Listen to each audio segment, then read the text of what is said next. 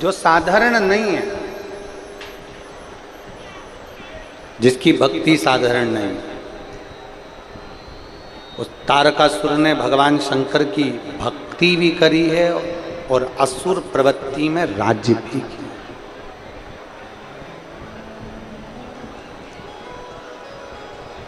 अच्छा, एक बात देखिएगा, भगवान शंकर को कभी कैलाश पर डर नहीं लगा कि मेरा कैलाश कोई ले ले। कथा पर ध्यान देना, आज छठा दिन है, आज की रात्रि शिवरात्रि कहलाती है, 7 दिन की कथा। कल कथा का विराम हो जाएगा, सुबह 8 बजे से 11 बजे तक कथा हो जाएगी, टीवी पर 2 बजे से आएगी, आप सुन लें। फिर वापिस 9 जून से 15 जून ओमकारेश्वर माँ नर्मदा के घाट पर 12 ज्योतिर्लिंग में से एक ज्योतिर्लिंग पर श्रवण करेंगे। और जितने ओमकारेश्वर के नज़दीक के हैं, बड़वाहा, महेश्वर, खंडवा, बूंदी, ममलेश्वर, जो भी आसपास के घाट के निवासी हैं, इंदौर, देवास, बागली, अगर बाबा ने आपको संपदा दी है, धन दिया है, तो अपना ग्रुप बनाकर आकर नर्मदा के तट पर जो इतने लाखों भक्त शिव महापुराण की कथा सुनने के लिए 9 जून को आ रहे हैं, अपनी अपनी तरफ से भंडारा चलाकर थोड़ा थोड़ा प्रसाद अवश्य सबको पवाएं, सबका मुख झूठा अवश्य कराएं। कोई पानी की व्यवस्था, कोई पोहे की व्यवस्था, कोई चाय की व्यवस्था ऐसी माँ नर्मदा के घाट पर अवश्य करें, जिससे शिव भक्तों को भी उसका लाभ मिले और नर्मदा जी के घाट पर ओमकारेश्वर में किया गया पुण्य कोटि कोटि हजार गुना हो। भगवान शिव की कथा करें।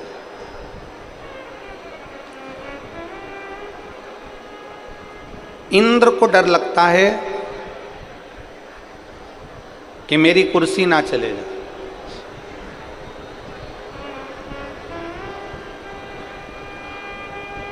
देवताओं को भले भय लगता हो कि मेरा सत्ता ना चली जाए, कुर्सी ना चले जाए, पर केवल एक देवादिदेव महादेव एक ऐसे हैं जिनको कोई भय नहीं है कि कोई मेरा कैलाश चले। कौन लेगा? अच्छा, जाने दो, हम यहीं की आपसे पूछें, ये जितनी माताएं कुर्सी पे बैठी हैं और जितने भाई लोग कुर्सी पे बैठे हैं, ये थोड़ी सी देर के लिए बाहर चले जाए ना तो इनके मन में डबडबा रहता है कि हमारी कुर्सी पे कोई नहीं बैठ जा। बोलो सही है कि गलत है? अरे बोलो तो जम के, सही है। पर जो जमीन पे बैठा है उसको डर है क्या? जमीन पे बैठा हुआ व्यक्ति तो सोचता है अगर कहीं का बेड भी गया तो उसके पास में बैठ जाऊंगी, माँ बैठ गया तो उसके पास में बैठ जाऊंगी। जमीन पर बैठने वाला, जमीन से जुड़ा हुआ, अपनी मातृभूमि से जुड़ा हुआ व्यक्ति कभी भय में जिंदगी नहीं जीता। जो मातृभूमि से नहीं जुड़ा वो भय में जिंदगी जीता। किस बात का भय?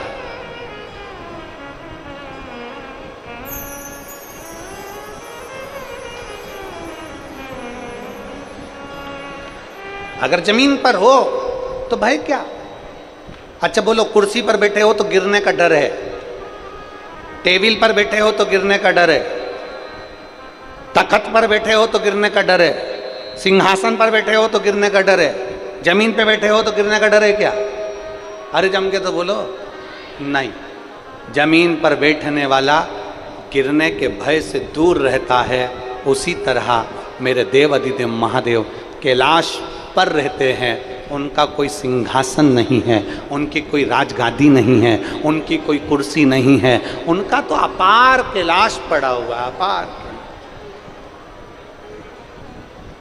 कि कैलाश पर्वत पे अरे चढ़ गयो रे, आज मेरा भोला सज गयो रे। कोई कुर्सी नहीं, कोई सिंहासन नहीं, कैलाश पर बैठे।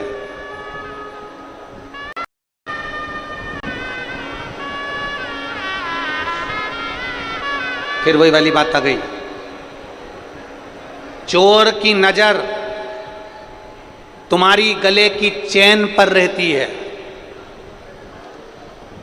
लुच्चे की नजर तुम्हारी सुंदरता पर रहती है, और भोले बाबा की नजर अपने भक्त पर रहती है। वो जानता है।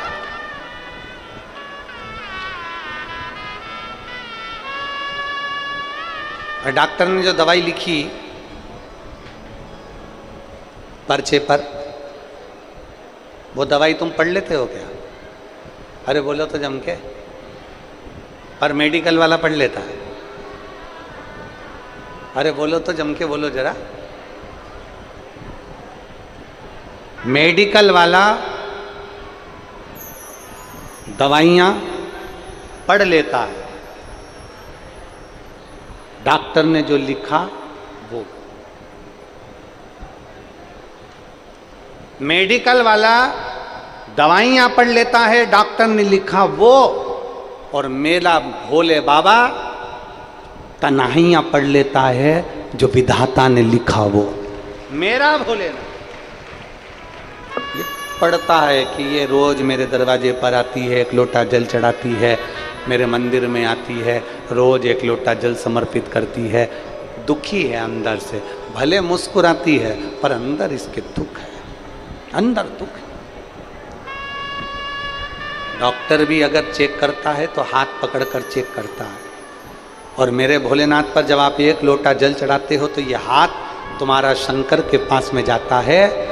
डॉक्टर भी हाथ पकड़कर चेक करता है कि इसको क्या तकलीफ है। जल चढ़ाते समय जब हम महादेव को धीरे धीरे जल चढ़ाते हैं, उस समय पर मेरा महादेव भी तुम्हारे हाथ को पकड़कर देख लेता है कि इसके अंदर तकलीफ क्या है, इसको कष्ट क्या है, इसको दुख क्या है।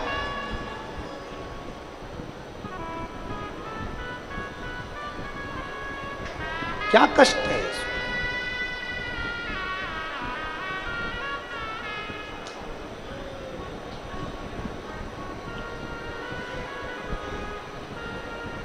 जब कोई नहीं आता मेरा बाबा आता है,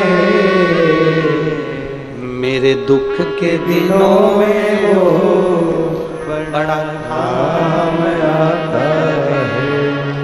तकलीफ के समय पर महादेव तुम्हारे सम्मुख में। पर एक बात याद रखिए, तकलीफ के समय की 2-3 चीज़ें बहुत ध्यान रखो। हमने आज इंटरव्यू देते समय जब पत्रकार वार्ता हो रही थी तो पत्रकार वार्ता में एक बात कही थी कि जैसे अपने हाथ में मोबाइल होता है और मोबाइल पर हम कवर चढ़ा कर रखते हैं, क्यों रखते हैं?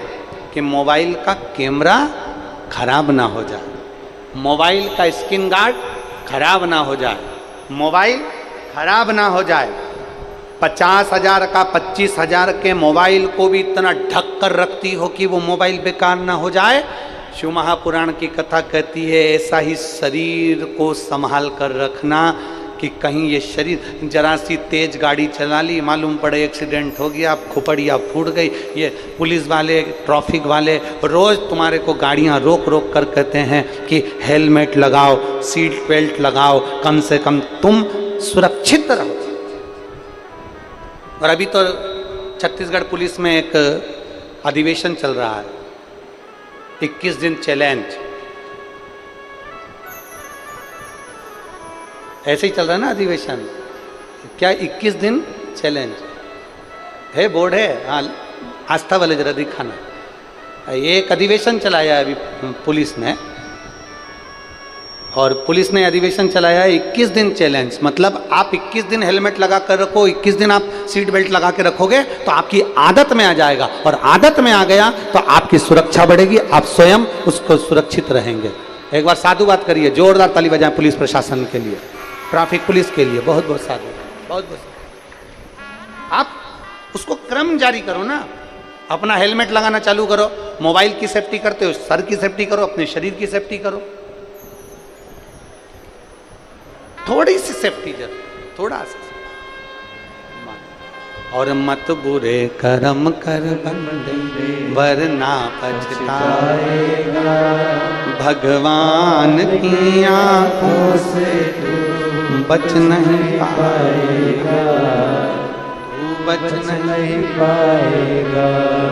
अरे ओ अज्ञानी मत कर नादानी। बोल बम का नारा है। आवाज नहीं आई पीछे वाले, जरा दमदारी से बोल बम का नारा है। सारी समस्या का हल श्री शिवाय, श्री शिवाय। कोई लेट बनता है, कोई जल्दी बनता है, बाबा को जल चढ़ाने वाला एक दिन सेठ जरूर बनता है। वो बनेगा, थोड़ा इंतजार, थोड़ी प्रतीक्षा जरूर, थोड़ी। शिव कथा कह रहे, मेरे देवादिदेव महादेव, मेरे शंकर, मेरे ओघड़दानी, मेरे त्रिकालदर्शी, मेरे कैलाशी अविनाशी कैलाश पर निवास करें। कैलाश, उनको भय नहीं है।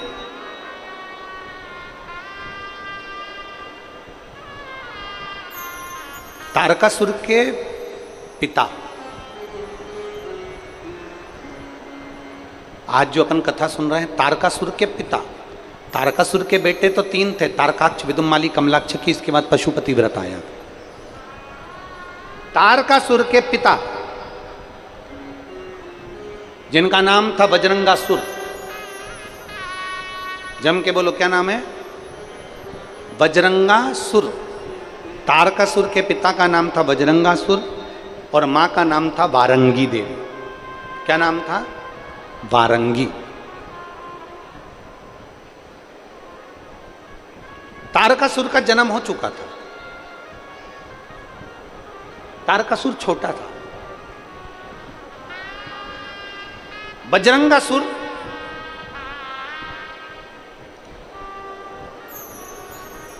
परसों की कथा में कहा था कि अपने बच्चों को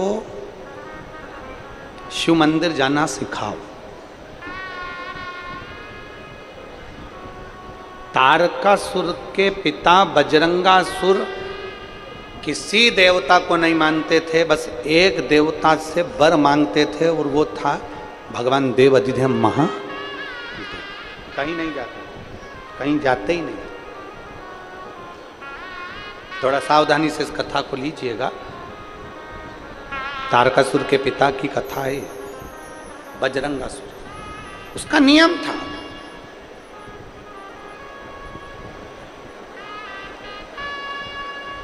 बजरंगासुर ने, तारकासुर के पिता बजरंगासुर ने एक आदत बनाकर रखी थी कि शंकर को रिझाना है। सबसे सरल देव, देव अधिदेव। किसी भी देवता की पूजन करेंगे तो पीताम्बर चाहिए, अंबर चाहिए, सामान चाहिए, 56 भोग चाहिए, लड्डू चाहिए, पेड़ा चाहिए, गुलाब जामुन चाहिए, ये चाहिए, वो चाहिए, सोना चाहिए, चांदी चाहिए, चांदी की थाली चाहिए, बर्तन चाहिए, भांडा चाहिए, ये चाहिए। शंकर की पूजन करने के लिए कोई सामग्री की जरूरत नहीं पड़ती। एक कथा तो शिव महापुराण में ऐसी आती है कड़प की, कि कड़प तो डाकू था, उसको तो पूजन करना भी नहीं आती थी। अपने मुंह में पानी भरकर चले गया, शंकर जी पर ले जाकर ढो लिया आया। तो भी मेरे देवादिदेव महादेव रुष्ट नहीं हुए, क्योंकि वो उसको आता ही नहीं था, उसको आता ही नहीं।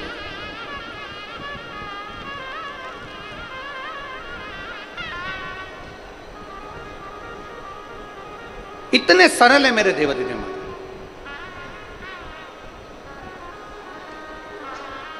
अब कितना सरल होगा मेरे देवादिदेव महादेव। एक चोरी करने चोर शंकर जी के मंदिर में गया और चोरी करने के लिए ऊपर की जलाधारी निकाल रहा था, नीचे उसके पास चढ़ने के लिए कुछ नहीं था, शंकर जी पे चढ़ गया। तो मेरे देवादिदेव महादेव प्रसन्न हो जाते हैं और वर दे देते हैं उसको।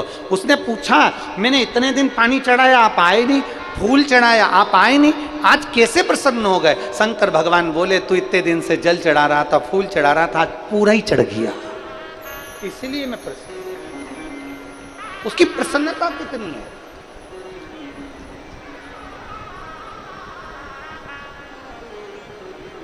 पर मेरे देवादिदेव महादेव को भोला समझना, सरल समझना।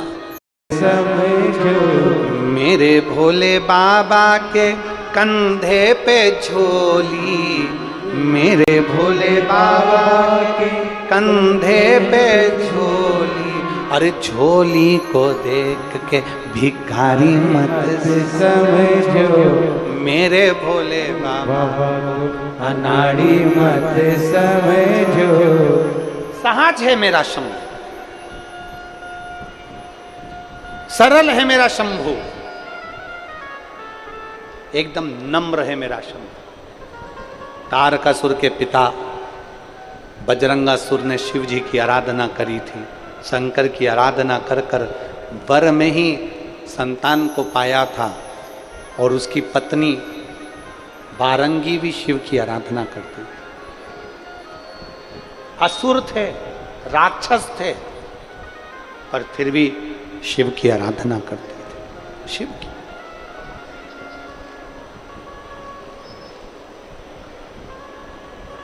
असुर का और देवताओं का बैर हमेशा रहा।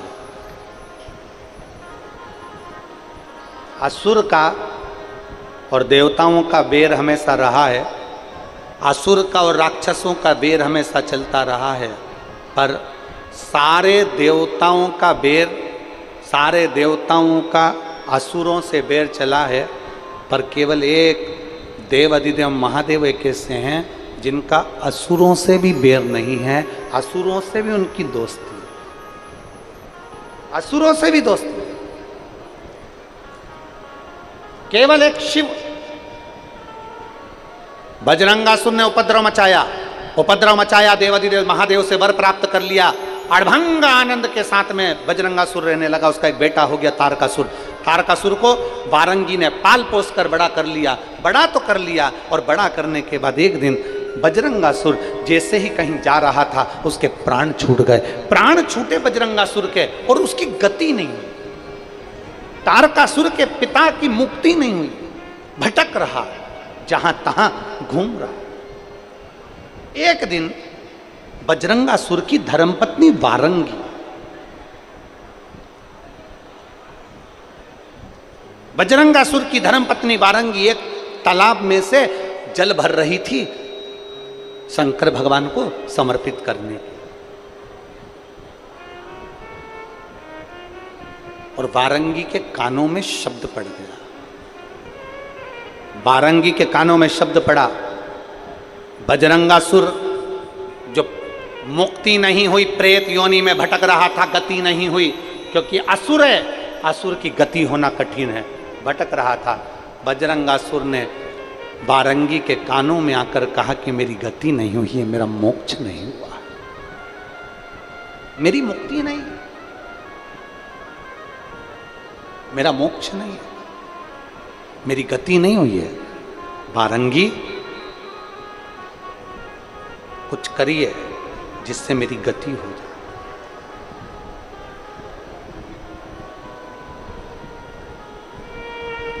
मेरी गति हो जाए उसके लिए कुछ करिए। आज वारंगी जल बहाती आंसुओं का, नैनों से जल बह रहा है वारंगी के। जलाशय में से जल भरकर शंकर की ओर जा रही थी। सामने से तारकासुर आ गया। तारकासुर ने अपनी माता को देखकर मां को पूछा, मां तेरी आंखों में जल? असुर राज तारकासुर की मां रो रही है। असुर राज तारकासुर की मां रो रही है, ये कैसे हो सकता है मां? ये तो मुझे लज्जित करने वाली बात है कि असुरों का राजा तारकासुर और तारकासुर की मां वारंगी आज रो रही है। किस बात के लिए रो रही है? तेरी आंख में आंसू क्यों है? तू क्यों रो रही है? तेरे रोने का कारण क्या है? वारंगी ने कहा, तारका, तेरे पिता बजरंगासुर की मुक्ति नहीं हुई है, उनकी गति नहीं, गति नहीं हुई। हाँ मां, तू क्या चाहती है? तेरे पिता को वैकुंठ नहीं मिला, उसका मोक्ष नहीं हुआ, इतनी सी बात। तारकासुर कहता है माँ तू चिंता मत कर, मैं अभी सारे देवलोक को उठाकर ला कर आता हूं। तारकासुर ने आक्रमण कर दिया सारे लोकों में, चाहे बैकुंठ लोक हो, ब्रह्मलोक हो, इंद्रलोक हो, सारे लोकों में तारकासुर ने आक्रमण कर और सारे देवताओं को लेकर अपनी माँ बारंगी के पास में आ गया। माँ ये सारे देवता हैं, इन देवताओं को तेरे सामने लाकर खड़ा कर दिया, अब तू बोल पिताजी को किस लोक में भेजना है, पिता को किस लोक में भेजना तू बता। बारंगी की आंख में से आंसू बहता हुआ बारंगी ने कहा इनको बुलाने से कोई मतलब नहीं है, इनके लोक में अगर तेरे पिता चले भी जाएंगे ना तो भी गति नहीं होगी। क्यों? क्योंकि पिता की गति के लिए कोई उपाय ये बता नहीं पा रहे हैं। ब्रह्मा जी से पूछा, बोलो ब्रह्मदेव मेरे पिता बजरंगासुर की गति कैसे होगी। नारायण आप बोलो मेरे पिता की बजरंगासुर की गति कैसे होगी, उनकी मुक्ति कैसी होगी, उनका मोक्ष कैसे होगा, तुम बताओ। नारायण ने नहीं बताया, ब्रह्मा जी ने नहीं बताया। इंद्र से पूछा, इंद्र तू बता कि मेरे पिता बजरंगासुर की गति कैसे होगी, उनका मोक्ष कैसे होगा, तू बता। इंद्र ने नहीं बता। कौन बता? कौन? तब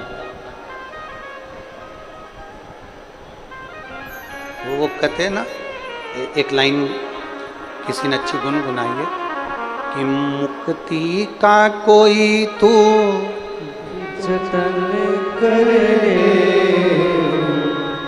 मुक्ति का कोई तू जतन कर ले, रोज थोड़ा थोड़ा प्रभु का भजन कर ले, रोज थोड़ा थोड़ा शिव का भजन कर ले। भजन करेगा तो बड़ा ही सुख पाएगा, भजन से ही आत्मा का मेल धुल जाएगा। जतन कर ले थोड़ा सा। भगवान नारायण ने कुछ नहीं कहा मुक्ति कैसे होगी, ब्रह्मदेव ने नहीं कहा मुक्ति कैसे होगी, बजरंगासुर की मुक्ति कैसे होगी। तारकासुर पूछ रहा है बता। तब मां बारंगी कहती है इनसे मत पूछो, मुक्ति देने वाला, मोक्ष देने वाला, जो किसी साधारण से साधारण व्यक्ति को भी परम धाम दे देता है, वो देवादिदेव महादेव के पास चलते हैं, शिव के पास। तारकासुर ने कहा मां वैकुंठ का देवता नहीं, ब्रह्मलोक का देवता नहीं, इंद्रलोक का देवता नहीं, कोई देवता नहीं, मां कहां जाना है। मां कहती कैलाश चल मेरे साथ। और बारंगी, तारकासुर बारंगी को अपनी गोद में उठा लेता है, अपनी मां को, और अपनी मां को गोदी में उठाकर लेकर सीधे मां के हाथ में क्या रखा हुआ है, क्या लेकर आ रही थी बारंगी? सरोवर का, अरे जम के तो बोलो, जल। मां के हाथ में सरोवर का जल है। तारकासुर ने अपनी मां को गोदी में उठा लिया और गोदी में उठाकर सीधे कैलाश पर पहुंच गए। कैलाश पर गए तो वहां क्या देख रहे थे कि पार्वती मैया भगवान शंकर के चरणों की सेवा कर रहे हैं। चरणों कर्पूर गौरम करुणावतारम संसार सारम भुजगेन्द्रहारम। ओम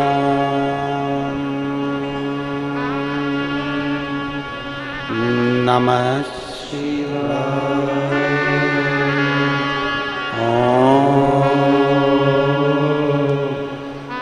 नमः शिवाय।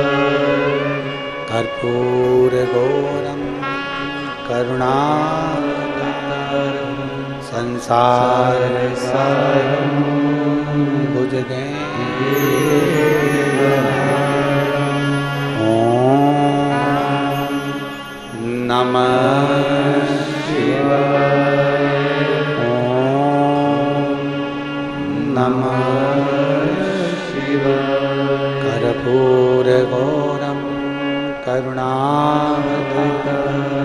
संसार सारम भुजने। पहुंच गई वारंगी। पार्वती मैया शंकर भगवान के चरण रज को, भगवान शिव के चरण को पोंछ रही हैं। माता पार्वती जी, आपको कहा जिंदगी में दुख पीछा नहीं छोड़ रहा हो तो आपको एक कथा में कहा था कि शंकर भगवान का शिवलिंग जलाधारी और शंकर जी का जहां से पानी नीचे गिरता है, ये जो भाग होता है, यहां पर अपनी हथेली लगाकर अगर देवाधिदेव महादेव से अपने मन की बात कही जाए तो दुख कटता ही है, ये निश्चित है। पार्वती मैया शंकर भगवान के चरण में हस्त कमल को लगाकर प्रार्थना कर रही, कर्पूर गौरम करुणावतारम संसार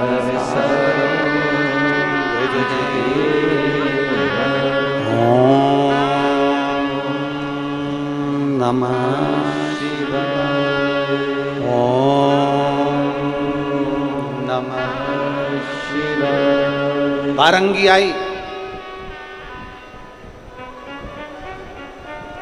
हाथ में जल।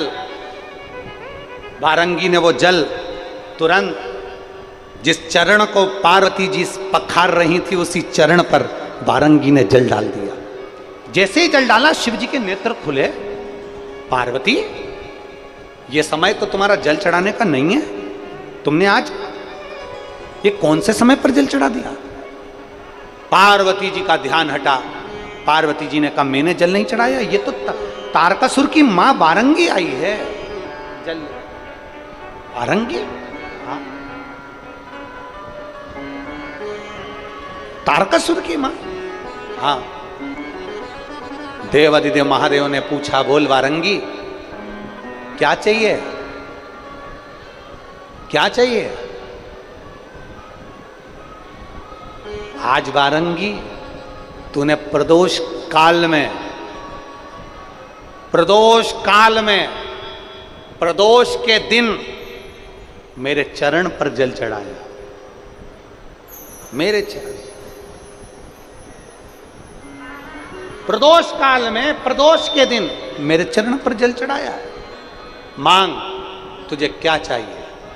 वारंगी, तू जानती नहीं है, प्रदोष का दिन शिव और पार्वती के मिलन का दिन होता है और तू मध्य में आकर मुझे जल चढ़ाई। आज मैं बड़ा प्रसन्न हूं। मांग, तुझे क्या चाहिए, क्या चाहिए? वारंगी कहती है, मेरे पति की गति नहीं हुई, मुक्ति नहीं हुई, मोक्ष नहीं हुआ। मेरे पति बजरंगासुर की गति कैसे होगी? शंकर भगवान ने कहा, सुन वारंगी, तेरा बेटा तारकासुर एक गौ माता को अगर हरी हरी घास दुर्वा देगा, चारा देगा, तो तेरे पति को मिलेगा और तेरा पति मोक्ष पा जाएगा। इतना छोटा सा उपाय।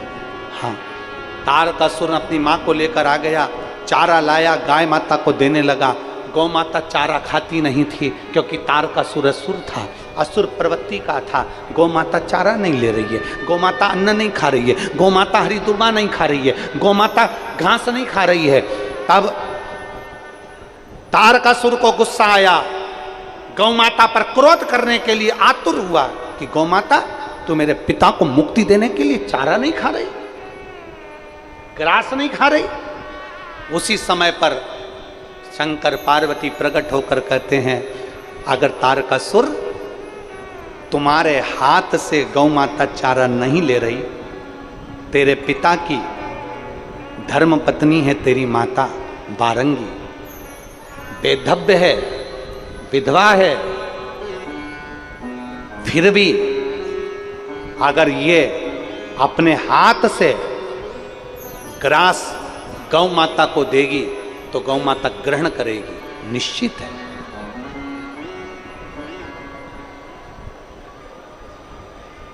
एक कोई माँ ने हमसे बहुत पहले एक प्रश्न किया था कि हमारा बेटा नहीं है,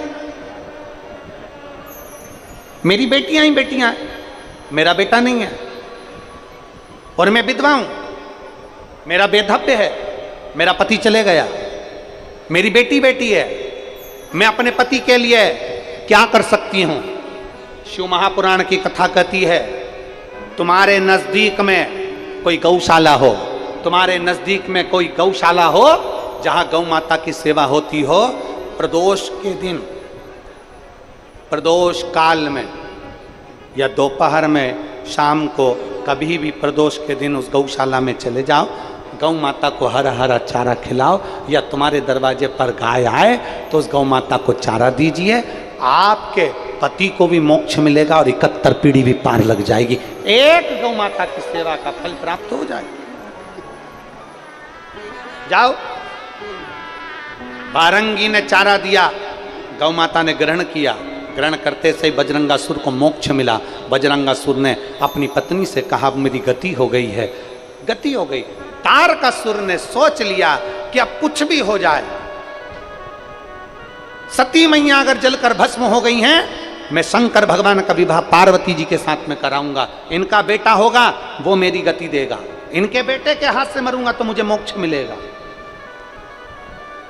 शिव महापुराण की कथा कहती है, घर में अगर गंगा का जल नहीं है और किसी जीव के प्राण छूट रहे हैं, शंकर पे जल चढ़ाकर उस जल को ले जाकर भी दे दोगे तो वो गंगा जल के अनुकूल ही हो जाए। गंगा जल तारकासुर के 3 बेटे, तारकाक्ष, विदुम्माली, कमलाक्ष की तारकासुर के जाने के बाद उन्होंने भी उपद्रव मचाया। शंकर भगवान पशुपति नाथ बनकर उनके प्राणों को हरे थे, तो भगवान शिव जी का नाम पशुपति नाथ हो गया। पशुपति शिव तत्व की प्राप्ति है शिव महापुराण की। भगवान श्री गणेश जी महाराज का विवाह कर रही हैं माता पार्वती जी, रिद्धि सिद्धि के साथ भगवान गणेश पधार रहे हैं। जोरदार ताली बजाकर स्वागत करें। ध्यान देंगे, रिद्धि सिद्धि भगवान श्री गणेश जी महाराज के गले में जयमाला दे रही हैं। जोरदार ताली बजाएं। गणेश जी महाराज ने रिद्धि सिद्धि के गले में जयमाला पहनाई है। रिद्धि सिद्धि ने उसी माला को निकालकर वापिस श्री गणेश जी महाराज के गले में पहनाया है। गणेश जी ने रिद्धि सिद्धि के कंधे पर अपना